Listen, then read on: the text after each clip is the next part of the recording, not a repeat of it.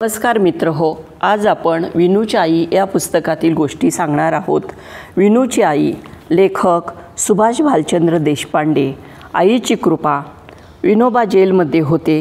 आईच्या मंगलमय सहवासात घालवलेल्या बालपणातल्या आठवणींनी ते सारी रात्र जागे होते। तशात पहाटे उठायचे, टोल पडले। गस्तीवर असणारे जेलचे शिपाई प्रत्येक बराकीजवळ जाऊन हातातला दंडा बराकीच्या दरवाजाच्या गजावर आपटायचे। जागो जागो हो, ही बुलंद आरोळी साऱ्या जेलभर घुमायची। विनोबा सर्वात प्रथम उठायचे। आईच्या पवित्र स्मृतीच्या आठवणींनी त्यांच्या मनाला प्रसन्नता आलेली असायची। ते आपल्या बराकीबाहेर येऊन दूरवर दिसणाऱ्या प्रकाशाच्या धुसर शलाकेकडे पाहून मनोमन आनंदी व्हायचे।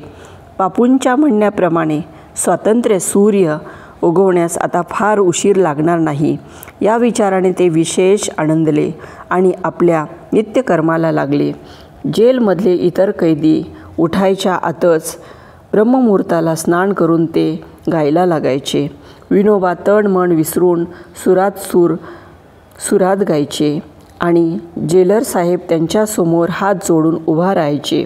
म्हणायचे, माझ्या जेलचे भाग्य थोर म्हणून तुम्ही इथे तुमच्यासारखा पुण्यात्मा अवतरला आहे।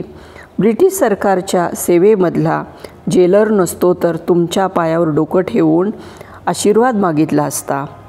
ते ऐकून विनोबा स्वतःशीच हसत। त्यांच्या चेहऱ्यावरचं ते निरागस आणि गूढ हास्य पाहून सर्वत्र सोनेरी उषप्रभा पसरल्याचा भास जेलर साहेबांना व्हायचा। कारागृहाचं सारं वातावरण विनोबांच्या पावन स्पर्शाने सुगंधी आणि मंगलमय व्हायचं। जेलर साहेबांना ते म्हणायचे, ही सारी माझ्या आईची कृपा आहे। हे मंगलमय श्लोक मी लहानपणी तिच्याच सुमधुर आवाजात वारंवार ऐकलेले आहे, त्यामुळे ते मला तोंडपाठ झालेले आहेत। हे श्लोक म्हणताना माझ्यासमोर माझी माताच उभी राहते।